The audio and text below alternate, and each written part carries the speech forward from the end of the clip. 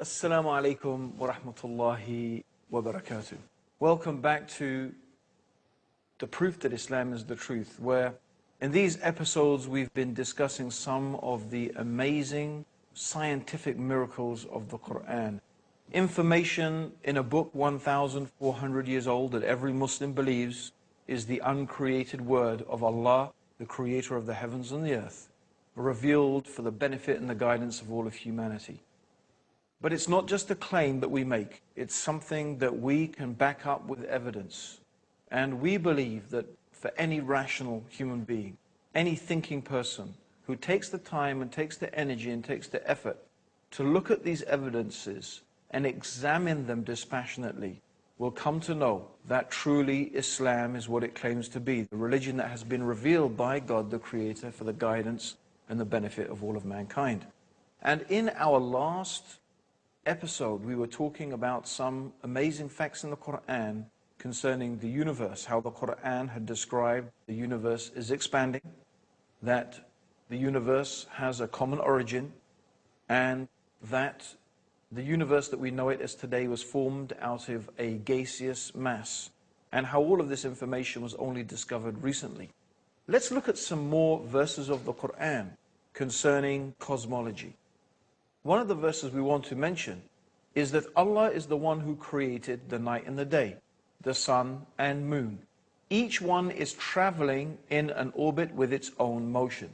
Now it's interesting that the Arabic word referring to movement with self-propelled motion is the verb sabaha. And yasbabuna is what the actual text mentions. Now, this implies a motion that comes from the body in question itself. So if it takes place in water, it means to swim. If it means on land, it means to walk. So the implication is the movement is coming from the body itself. So if it was talking about something in space, it would mean to rotate. It would itself rotate. Now, this is amazing. The Quran is talking 1,400 years ago about the earth and the moon and the sun rotating. If you are perhaps thinking that the sun is static, it's not. The sun, as does the earth, as does the moon, they all rotate. Of course, the earth, however, rotates around the sun. The sun rotates around its own axis. So it is actually quite correct, is saying. And of course, the earth is in orbit around the sun. And also, by the way, the sun is also in orbit. But it is in orbit round the center of the galaxy. In fact, it is believed that ultimately, if the sun keeps going in its orbit, it would ultimately end in what is known as the solar apex, a sort of position that it will end up in the center of the galaxy. So what we find here is that the Quran is talking about things that no one could really know this information 1,400 years ago. It is scientifically accurate. The idea of the alternation of the night and the day and of the spherical nature of the earth is actually implied in the 31st surah and the 29th ayah of the Quran. Have you not seen how Allah merges the night into the day and the day into the night? And in another verse, the 39th chapter, in the 5th ayah, or the 5th verse, the Quran mentions He coils the night upon the day, and He coils the day upon the night. And this word that is used in the Quran, in the original Arabic, is kawarra. Kawarra, in its original meaning, means the action of coiling a turban around your head. Coiling a turban. So it describes kawarra, how the night and the day coils one round the other. And you can find that description of the interpenetration of one sector by another is expressed in the Quran just as if the concept of the earth's roundness had already been conceived at the time. which is, except for there were a few philosophers who had theorized that the earth was round, but it was not really a generally accepted idea. But it is something that is implied in the Quran, and certainly we can gather this today from our present day knowledge.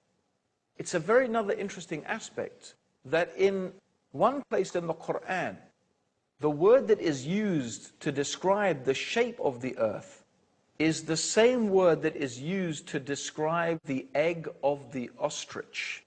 Now, looking at this globe, for example, you may imagine that the earth is completely spherical. But in reality, that is not the case. The earth is slightly misshaped. It is not a perfect sphere. And in fact, slightly elongated, rather like an ostrich egg. So it is incredible also that the Quran is describing that shape of the earth. At least this is a possible interpretation of those verses. Certainly we can say that none of these things actually contradict present modern scientific knowledge. In fact, if you think about it, if we were only to bring a book 1,400 years old and you were to find absolutely no contradictions, and I don't mean here to say that the Quran affirms anything. Let's say it doesn't affirm any scientific knowledge. Let's say it didn't even preempt any scientific knowledge. Let's say there was nothing special in the Quran, which of course is not the case because I've spent a couple of episodes showing you exactly how amazing the Quran is when it talks about aspects of the universe and the world in which we live. But let's just say those things were not there. Let's just say there was nothing that contradicted present day knowledge. That itself alone would be remarkable. Because the superstitions and the beliefs that people had 1,400 years ago were remarkable. For example, the ancient Greeks believed that the Milky Way is the band of stars that you can see in the sky. In fact, it constitutes our galaxy. They believed that the Milky Way was produced when a particular Greek goddess was breastfeeding her child, and the child bit her breast and her milk spilled out, and that's how the Milky Way got to be in the universe. That's their legend of how the Milky Way came to be there. Of course, today we probably all had a good laugh at that and how totally ridiculous it is. How come the Quran does not have any stories like that? How come the Quran does not have any fantastical descriptions of the origin of the universe and the earth? We find it doesn't. We find that what it says can be perfectly, easily, and sensibly reconciled with modern scientific knowledge. No. Indeed, many of the verses preempt what scientists have discovered today. Don't go away. We've got more for you in the next part of the proof that Islam is the truth after the break.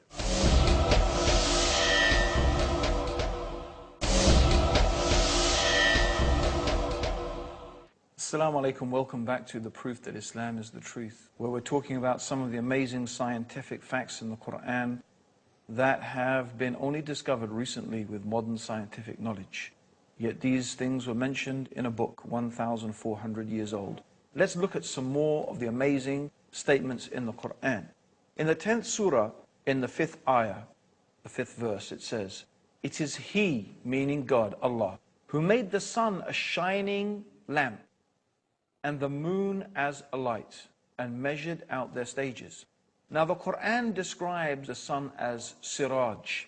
Now the word siraj means torch, means it's something that generates its own heat and light. Whereas the moon is described as a nur. Now a nur means a light that is originating from another source. And of course this is the correct understanding. The moon reflects the light of the sun. It's common knowledge today, but not necessarily so in the time of the Prophet Muhammad. Let's see what one of the respected cosmologists and scientists in the field of astronomy had to say when he was shown some of the statements in the Quran concerning his field of expertise. Professor Yoshidi Kusan, who's the director of the Tokyo Observatory in Tokyo in Japan, and this is what he said: I say, I am very much impressed by finding true astronomical facts in the Quran. And for us modern astronomers who have been studying a very small piece of the universe, we have concentrated our efforts for understanding that very small part. Because by using telescopes, we can only see a very few parts of the sky without thinking about the whole universe. So by reading the Quran and by answering to questions, I think I can find my future way for investigating the universe. What he's saying is that the one who is writing the Quran, the one who is revealing the Quran, the one who is speaking the words of the Quran, is talking as if he is looking at the whole universe together, as opposed to the scientist who concentrates on observing this bit or that bit of the universe, which is what most astronomers do. Who is it that sees the whole universe altogether?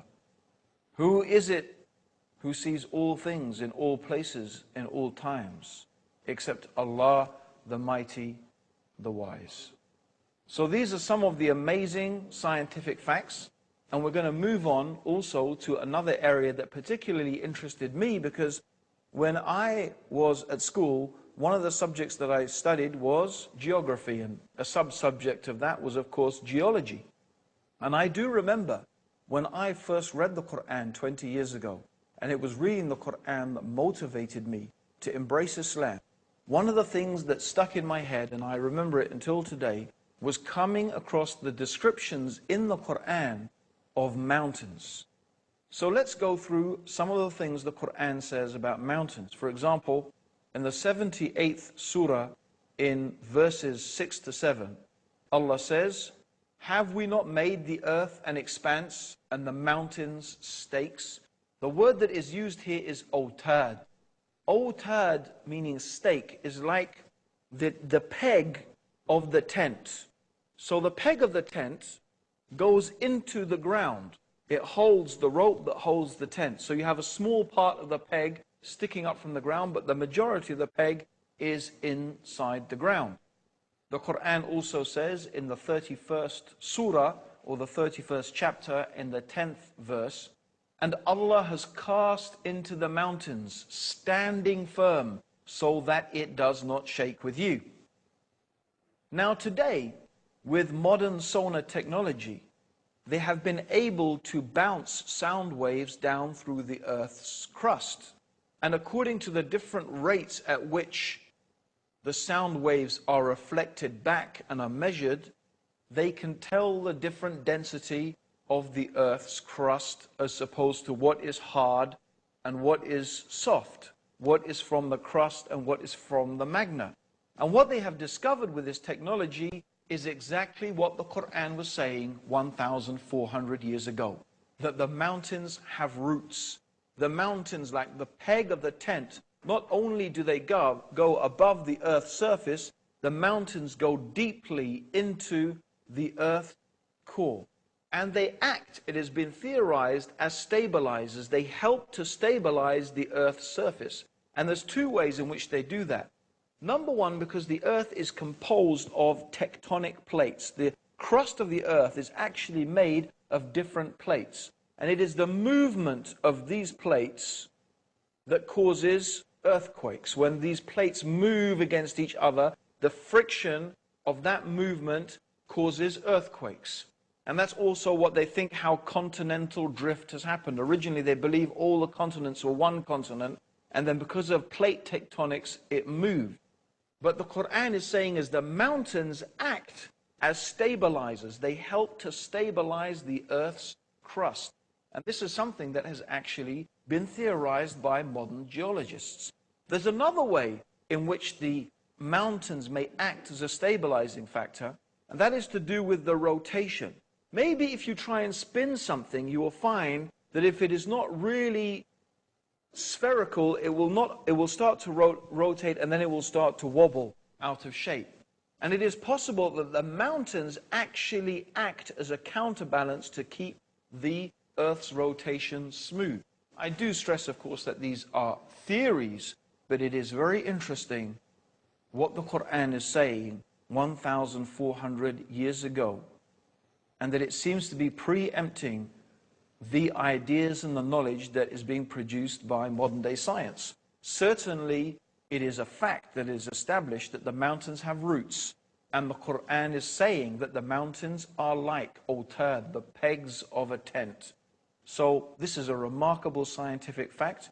It's one I remember sticking in my mind when I first read the Quran about 20 years ago.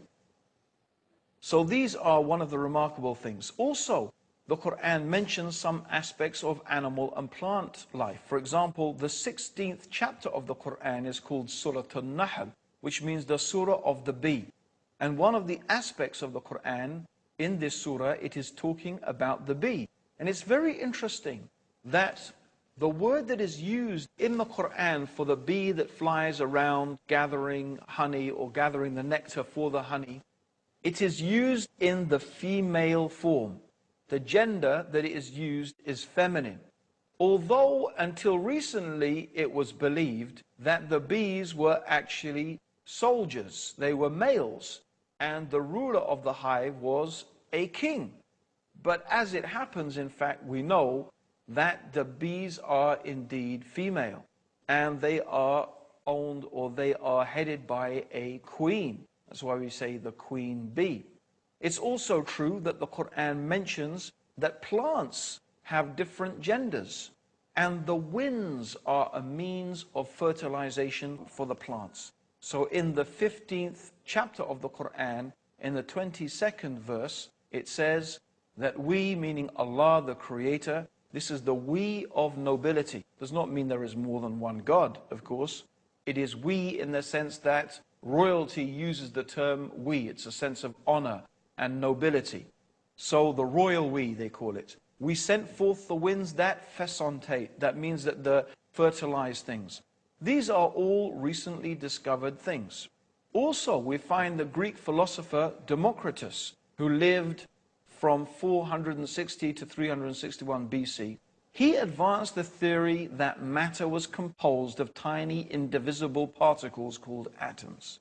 And they believed that this was the base upon which all of things were made, and there was nothing smaller than the atom. However, modern science has discovered that atom is in fact divisible, and the atom has been split, and the atom itself is composed of smaller elements. The Quran says 1,400 years ago, in the 34th chapter and the 3rd ayah, or the 3rd verse, He is aware of an atom's weight in the heavens and on the earth, and even anything smaller than that. Meaning there is something smaller than an atom. And Allah, God, is aware of it. Every single thing. There's another thing I want to mention. God mentions in the Quran some amazing things about the human beings. And one of the things is about our nerves. Here is a very frightening and terrifying passage of the Quran. It's mentioned in the 75th chapter in ayahs 3 to 4. Does mankind think that we cannot assemble his bones? Nay, we are able to put together in perfect order the very tips of his fingers. God is telling us He can recreate us on this day, this terrifying day, this frightening day, the day of judgment. He is able to recreate you, even if you are dust, even your bones to the very tip of your finger. Why the very tip of your finger? Of course, you've all heard of fingerprinting, haven't you? Every single human being's fingerprint is unique. Why did God mention the fingerprint? Why did God mention the tip of the finger? This is the uniqueness of the human being. God is telling us, look, I can recreate you even to this fingertip. That is the power that I have. Even to your most unique attribute, I can create you to that. Be mindful, be careful. I will create you again on the day of judgment, and I will judge you and ask you about every single thing that you have done. This is not common knowledge. How did anyone 1,400 years ago know about fingerprinting? And Allah warns us in the 4th chapter of the Quran, in the 56th verse, those who reject our signs, we shall soon cast them into the hellfire. And as often as their skins are roasted through, we shall change them for fresh skins, so they may truly taste the penalty. For Allah is exalted in power, the wise.